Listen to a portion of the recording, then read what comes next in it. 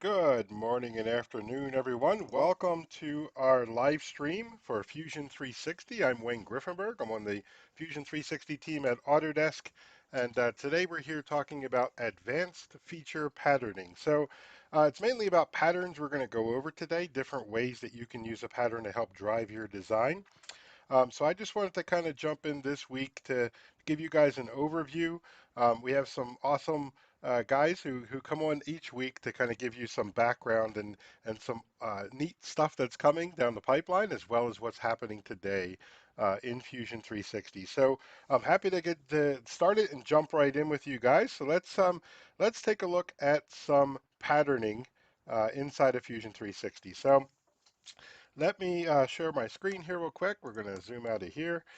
So one of the demos we do, we actually give some customers some overview of what Fusion is about to kind of give it a 1,000-foot view. And so what I'm showing you is a room that I downloaded, right? So this is actually in rendering. It's an air tunnel, right? An airflow simulator where they can check for turbulence. It's kind of an old HDR file. What I want to kind of point out is that toolbox kind of sitting right in front, which isn't really there. That's something that we created inside of Fusion. And I just want to give you an idea that you can move things around and you can kind of give a visual perspective of what your product is in place, right? So this happens to be this airflow tunnel area or wind tunnel that I downloaded an HDR file. You can create them yourself using specific cameras, and then you can actually have your environment or the customer's environment in mind when you design your different features and products and such, right? So I just want to give you a jump in and kind of give you a perspective of some of the ways you can use this technology to show that off. So this is a sheet metal design toolbox. If I switch back over from our rendering workspace and go into design, you can see this is designed. It's all sheet metal components. I can see the history in here. You can see I have different features and it's all fully functional, right? These are all sheet metal drawers, and if you want, you can always go through and design for manufacturing, right? So I can jump in here. I like to show that we can go into our sheet metal interface, get a flat panel updated for that component, and you can use that flat panel and bring it directly into the manufacturing workspace, right? So we have lots of webinars and YouTube Live videos where we walk through that process, right? So to create sheet metal components, and in the very near future, we're going to be able to show you how we can set them up for nesting in Fusion. So for today, I just want to focus on the fact of using patterns to be able to help that type of design, right? I was walking through a customer and I was showing how we can use parametric design as well as being able to design for functionality, right? So if I could switch over that product line, we can actually have a tool cart that we can load up our CNC machine with the tools in which we're going to actually use to make that toolbox, right? So you can imagine you can design your overall product directly in Fusion and you can manufacture all of those different parts. The casters, of course, I downloaded from McMaster Cars, so you can download and import those features directly from our integration of the McMaster Car catalog. So I'm not going to dive too deep into that, but when I was talking to the customer about using tools like parameters to help drive their design, where they can create different um, aspects of their design. Like in this case, if I wanted to have a 48-inch toolbox and I wanted all the drawers to update accordingly, now you can see I have even drawers, right? So if I go into here and I decide I want to be able to now manufacture a larger version of my toolbox, it's pretty easy to be able to do that in this design. So one customer threw a little curveball at me, and it was a fun curveball. We had a great discussion, and they wanted to know if we could actually configure this in a way if we can actually get, like, let's say 6 drawers in a row instead of having these 4 that grow. And it kind of was intriguing to think about the way you'd pattern that. Well, I jumped into that conversation and we were able to kind of walk through that same process of setting up some smart patterns to be able to do so. Right, so if I wanted to have, let's say, 5 drawers along the width, you just kind of set up the same exact way you do the parameters, right? So if I wanted them to stretch along that 48, if I want to go back to 36 inches, you'd see that they stretch with that same size, right? And I want to walk through with you um, a guide from start to finish. We're going to design a part with that smart patterning capability directly in inheritance, right? So that's what we're here for, is to start to talk about how I was able to do that and how you can apply it to your design. So let's just jump right into that. So my next part file, this is actually one we're sharing. I think Aaron had helped me update the today's live stream so that we have a link you should be able to find in there where you can download a part just like this, right? So this is like a little bit of a puzzle part for you guys to look at. It has the features inside of it for doing smart patterns as well as parameters in it, and you guys can walk through and take a look at that later. But as you notice, we have a body and a sketch in here, and then we're going to walk through and do that sketch together. But this is actually, it's all completely set up to do that patterning, right? So if I did something like I want to create again, I brought in these parameters. And so if I want to say I want to change the width, or maybe along here, I want to have, I want to split this in 5 different ways. Notice it just made 5 different parts and split it according to that requirement, right? So it's 5 inches long, and I have 5 equal parts, and I have a gap between them. So if I put like a 1/4 inch between them, as you would imagine, it now gave that distance between them. And if you want to split it the other way, we want to have 8 in this direction, we can easily do that. What's cool is I can even add any features that you do to your body, um, we can actually add that directly in. Awesome. So let me turn my volume up a little bit more so you guys can hear me here. Cool. So and with that capability, I'm going to move my mic a little bit closer so you can hear me a little bit louder. So with the capability, we can actually add in tools like this, and we could say I want to have, let's say, a 1/8 inch radius on the corners, and you can see you can tie in that radius directly into your design. So one of the places that I kept thinking about where this would be really useful is places where you want to do some electronics cooling, right? So we just added electronics workspace into Fusion 360. There's a lot of companies that I work with in the past who do a lot of the electronics components, and some of them do heat sinks, right? So as you can imagine, if I had in my width here, I'd say I want to split this 3 ways, and maybe I'm going to have 36 different fins in here, as you can imagine, and I can also change that gap to be, let's say, 50 thou. So you can imagine you can have some heat sink development. You can design your heat sinks according to the shape that you're looking for. And it doesn't have to be a rectangular pattern. You can do this around different shapes like cylindrical as well. But hopefully this kind of opens up an idea of some different places where you can use it. So let's jump right in. I'm going to design with you. We're going to create a brand new part, and I'm going to walk through those steps to be able to set up the smart patterns with the equations behind it. So I'm going to go in and add a new design. We're going to start from scratch. I'm going to turn on our origin, and in here, I'm going to create a new sketch on the XY plane. Just like you normally do, your proverbial rectangle, we're going to make a square. Let's say we're going to draw this, make it 10 inches by 10 inches. And so I just made this square in here, 10 inches by 10 inches. And just to have a boundary where I want to keep the pattern, we're going to offset this distance. I'm going to say I'm going to make an offset. Let me go up here and offset.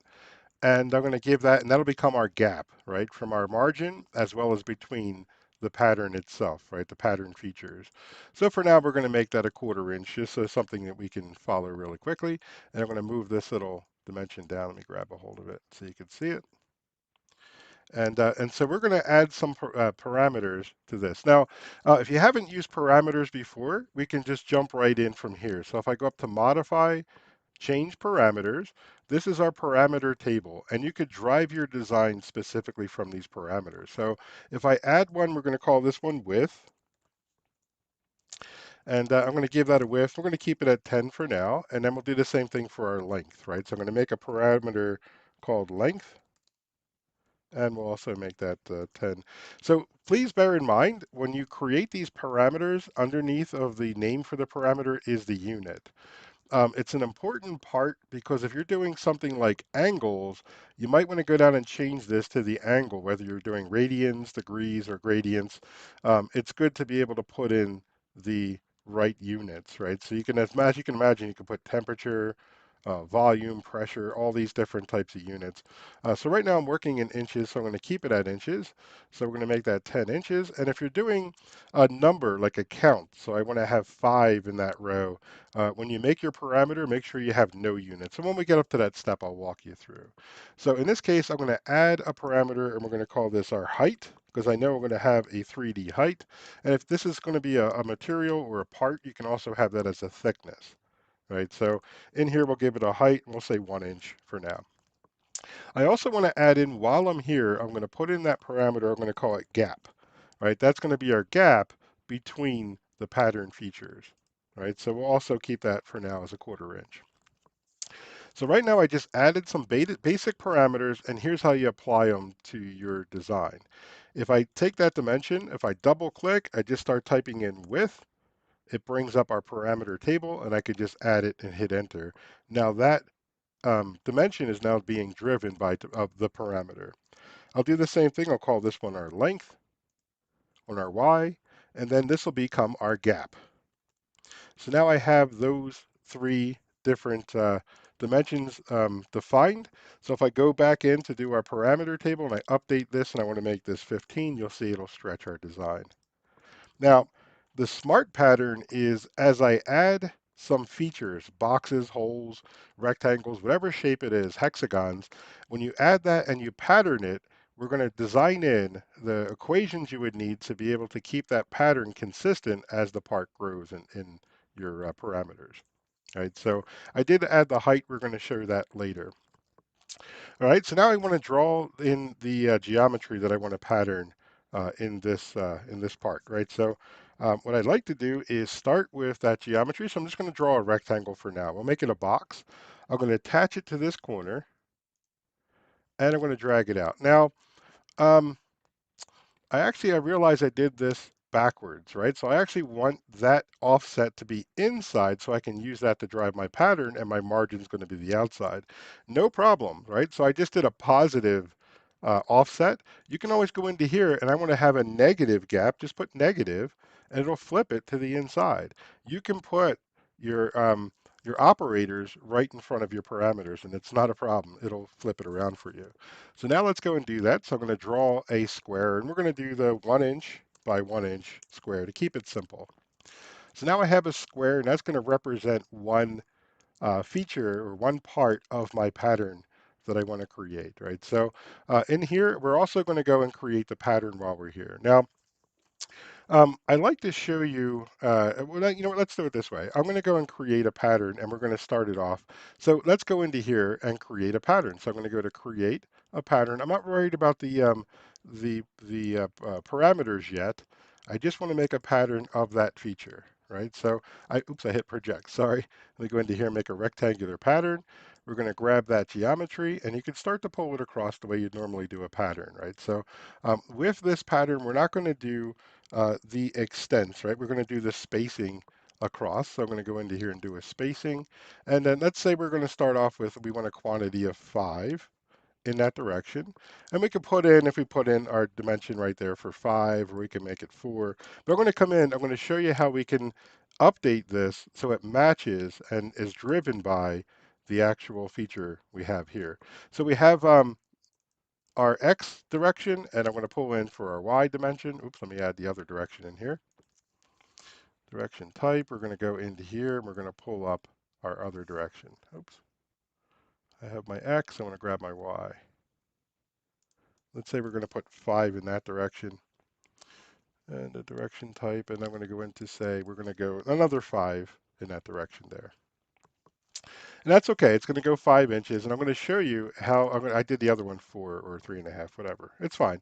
So now I actually kind of made this pattern. It's kind of oversized, but now I'd like to control it by the dimensions and actually have it fit inside of this boundary we created for width and length, right? So let's create that with some parameters.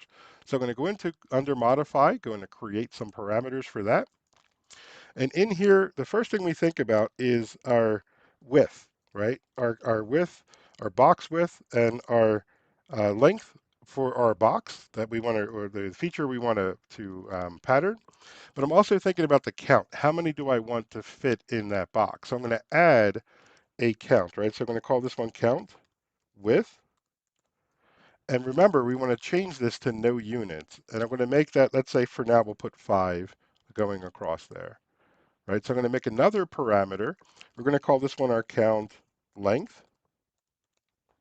And again, we'll put in 5. We can always change this, right? So now we have our count. Oops, I messed up.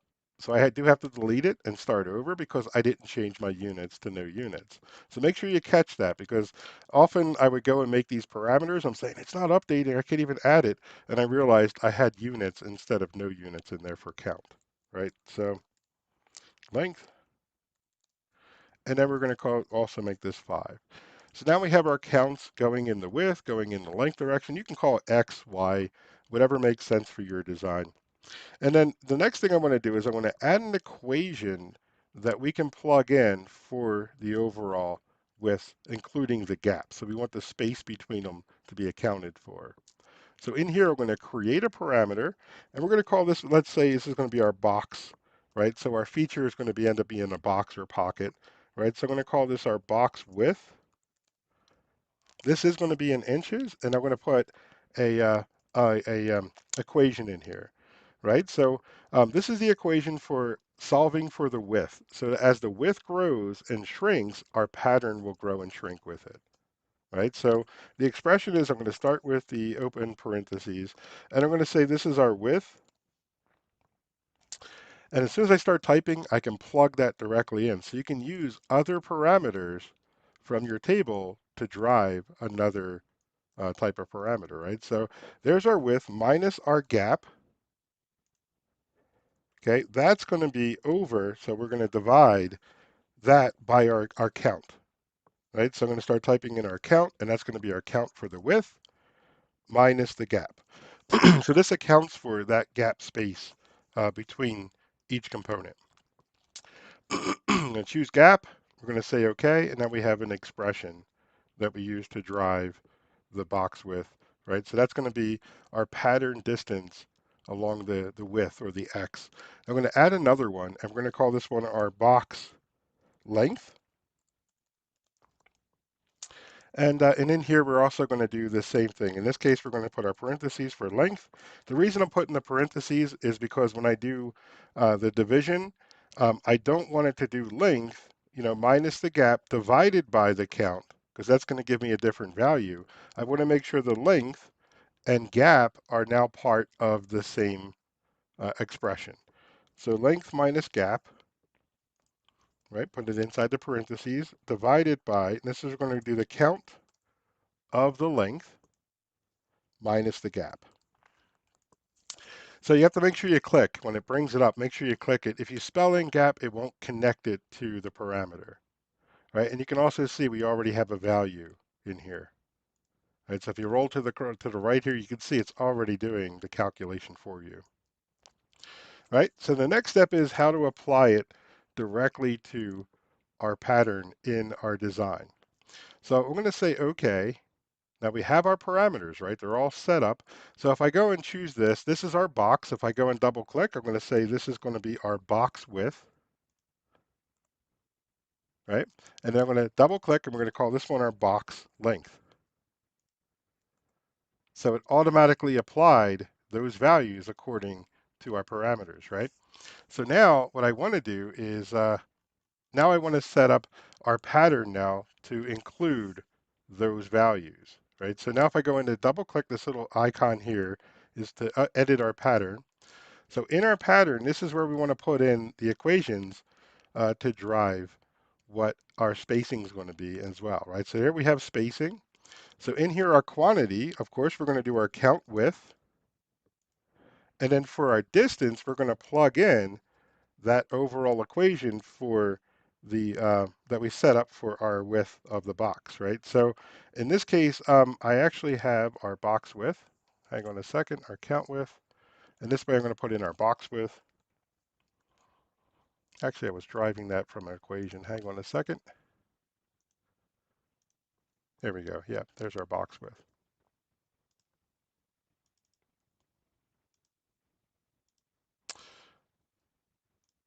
Actually, let me go through here and make sure I'm doing this right for you guys. Yep, that's our box width.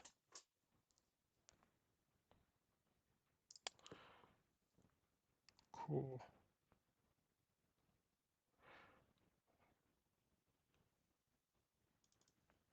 Yep, there we go. Sorry, I'm back. So now we want to go and do this. This is going to be our count width. Sorry about that, guys. I just got myself a little discombobulated. So this is going to be our count for the width, and this is going to be our box width. Box width, and you can see it kind of pulls those back over, right? You can see there's a distance between those gaps. And then the same thing here, we're going to say this is going to be our count length, and then in here is going to be our box length. And now we're able to apply that pattern directly inside. It looks like it didn't take the gap in consideration for those. I'm going to see what I did there. So if I go into here, I could double check our box width, say OK. Then we can go into our modify, our change parameters. It looks like I did have it minus the gap. It looks like we're OK there. I want to make sure if my gap is not going to be positive,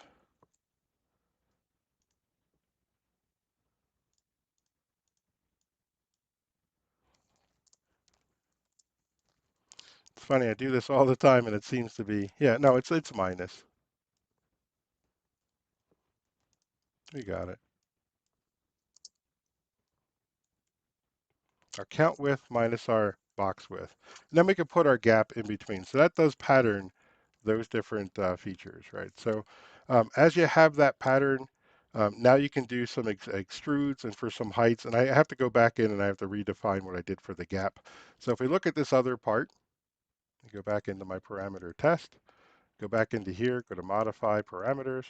I did this a little bit different. I actually did the equations directly in the dimensions, right? And then I found an easier way later on by applying it to the count width and the count height, right? So we did our box width and our box height. But the same parameters apply, right? And you guys can see this and you can set it up the same way, right? So if I go into and I want to have, let's say, 5 by 5, it does include those different parameters. All right, so that's walking through and that's being able to set up your smart parameters. So some places that you'll find inside of your design, just like we did for these um, different drawers inside of a toolbox. I mean, it's got a practical use, right? So if you want to be able to define a specific amount of drawers, in this case, there's other places where I was working with a customer who was designing some Adirondack chairs, and in their design, one place that they were looking for and be able to drive with parameters is to kind of have like this arced back. Now in here, I was able to create a pattern. Now this is a little bit different. This is doing more of a polygon pattern than a linear pattern. And if I look in here, we have the same principles that apply. It's simplified, where now we have diameters. So if my polygon down the bottom, I could show you this on the sketches. So we work with polygons, and in those polygon patterns, I only lofted certain features that I wanted. And of course, as you imagine, you can do this and make a barrel or make a complete circular pattern. And in here, as I update this, you can see if I take the lower diameter and I make this 20, it updates, and you'll see it'll update that lower diameter. In other words, the diameter that's driving the polygon, and you can get a very interesting set of shapes in here using those smart patterns. And in the end, I also added a feature based upon the diameter that we can cut through to get that angled back of this part. So I started to make some polygons, and you can see on the polygon faces, which are inscribed on a circle, I was able to get a pattern feature. So in other words, I made a rectangle and patterned it around normal to the number of polygons. And you can actually have that driven by a parameter to change the number. So if you have a number of slats that you want to change, you can also make that a parameter as well. So in here, again, I could change those diameters. I can even go into here, just like we did the gap between, I can go into here and change the distance between those different slats, right? So um, I think I had that hooked up for thickness. Oh, that's the thickness. I meant to put in our space between. And again, I can make that 100 thousandths. You'll see the space between the slats start to get much thinner, right? So you can also control your spaces between them. It just basically updated the polygon, and I left a parameter for the space between them. And what I changed here was actually the thickness of the panel. So if I made this, let's say we went 2 inches thick, as you'd imagine, you could do this with 2x4s, right? So you can control the width, and you can see you can also make a barrel out of this, as you can imagine. If we change the height, right, so my overall height will go with like 60 inches, and you can imagine it changes the perspective of the part. So if we go back into here, and I'll make that again 8 inches, and you'll see the lofted features will now update during that pattern, and you can see you can get some very interesting results as you pattern these features. So this is another one we can get some more information for you, but it's basically working with patterning different polygon features and then applying parameters to them. All right, so that's another way you can use smart patterns. Another one, and I want to show you this as I was working with a few guitar manufacturers. My son and I are actually working on projects in our garage where we've been making guitars. Been designing them. We have a CNC machine in the garage. We've been making some fretboards. We have a fixture set up to do fingerboards and the neck and so forth. And this is one way we work with parameters to help drive those changes. So I actually have in here the way that we manufacture. We have some tool paths set up, and on the cam side, you can see I can simulate with you really quick, and I can kind of walk through and show you that we have some tool paths that we initially devised to be able to cut this part out. Right, we have a tool for doing the crown, and also getting these frets in the correct place, as well as the inlays for in the middle of those frets. The cool part is that we define it once, I designed it once, and if we go back into our design, this is actually done with smart patterns. So if we're making a guitar, like a jazz guitar that has like a 25 and a half or 25.5 scale length, and maybe we're going to work on like a jazz bass, which has a 30-inch scale length, we can use parameters to drive that. And in this case, what we set up was we used the rule of 18, and we defined each one of the frets according to the rule of 18 as an expression in a parameter table like this one, right? So now we have the placement of each of those frets in exactly the correct place. And the cool thing is now we can drive that off of this smart pattern. And so if we go from our 30-inch back down to our 25, or sorry, 25 and a half, sorry, there you go, 25 and a half scale length. Shoot, not 225 and a half. That's going to really stretch it. So if we go to 25 and a half like that, you can see it would shrink our fingerboard down. We don't have to change our fixture, right? We just update our program. So if I go back into manufacture, right? So I'm just going to go into here and I'm going to regenerate, and you see it updates all of our tool paths. Now we actually have the 25 and a half inch scale versus the 30-inch scale that puts the tool exactly where it should be, and all the inlays are in the center of the frets. So using patterns to make guitars, right? And it's not only here, we also have patterns that we use in the bodies, and then the holes for mounting the neck on the body. And so you can use these patterns to help drive and simplify your design all the way through manufacturing. Some other good examples of using such patterns, I was actually kind of messing and playing with a design like this, which also cylindrical driven, but it's actually driven by different parameters. You can add equations, including pi, right, to help drive your design. So if I want to have this thing go a little bit longer, let's say 8 inches in diameter, it actually calculates that in. So essentially, I'm working on a rectangular pattern like we did earlier. We can change this, and I can say, let's say on our width or our length, we're going to have, let's say, 8 of those, and you can see it's going to update our pattern in a cylindrical type file as well, right? So this is just a sheet metal flange that was flattened out under here, and I flattened it out, and behind that, I'm driving that from a sketch with a pattern, right? So if I edit that sketch, you can see a very similar process that we used to be able to drive that with a pattern. I just simply put a simple simple geometry in here, and drove it the same way we just did that other part with the pattern. We did it through the pattern table and so forth, the parameter table. So now that's just flattened out. So that's the sheet metal part flattened out, added the panel, added those patterns, and now we're able to wrap that around the cylindrical part.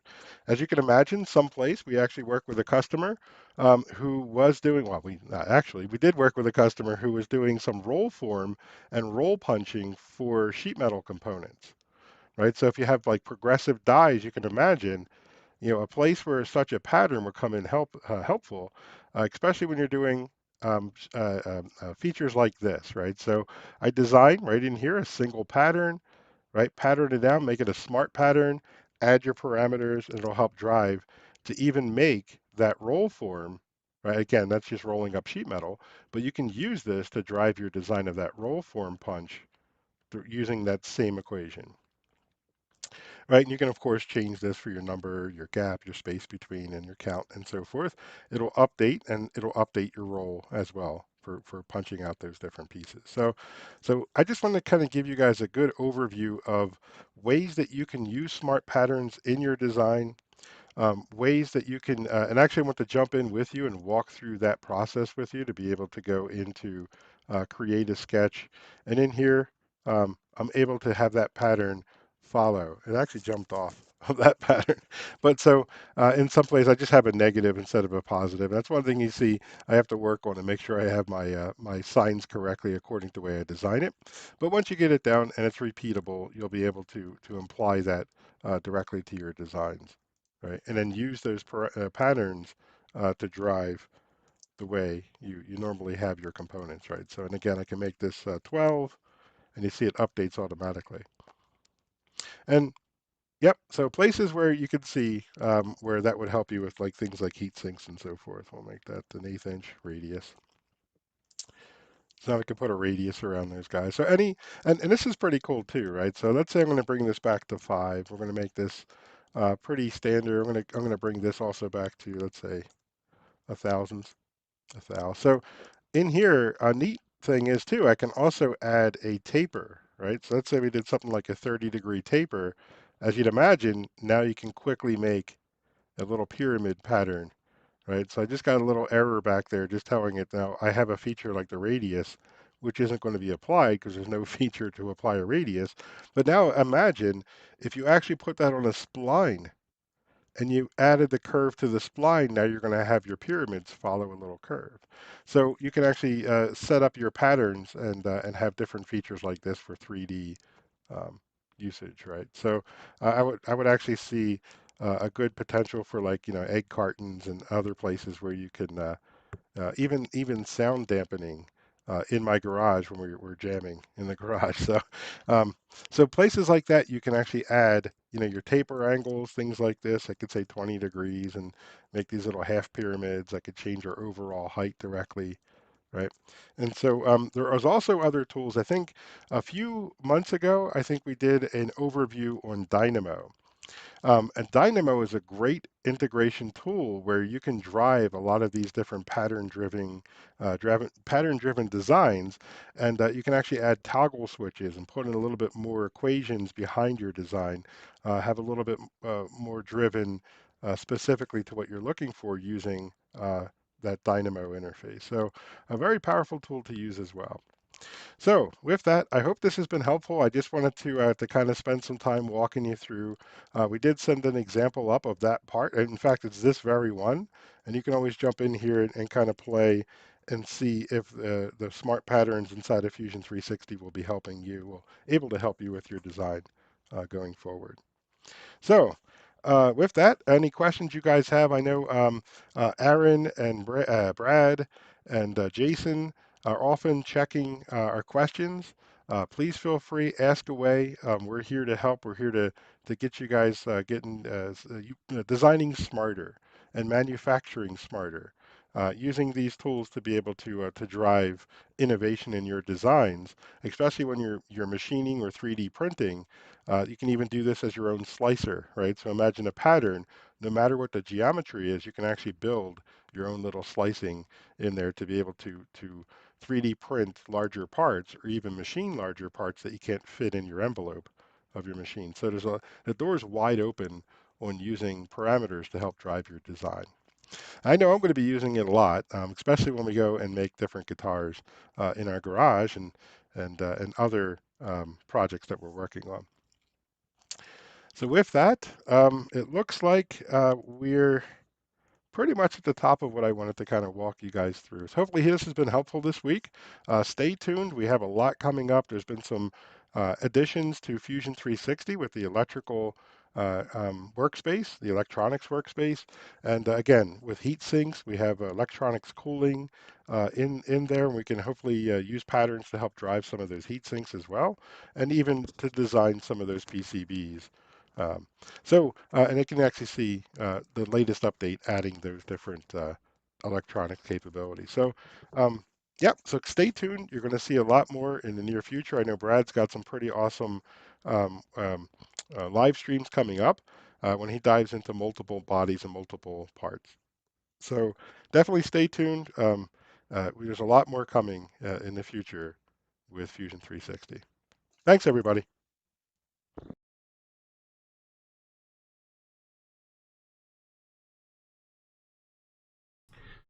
So thanks everybody for attending the webinar, and if you have any questions or if you'd like to reach out to a sales representative to buy a subscription of Fusion 360,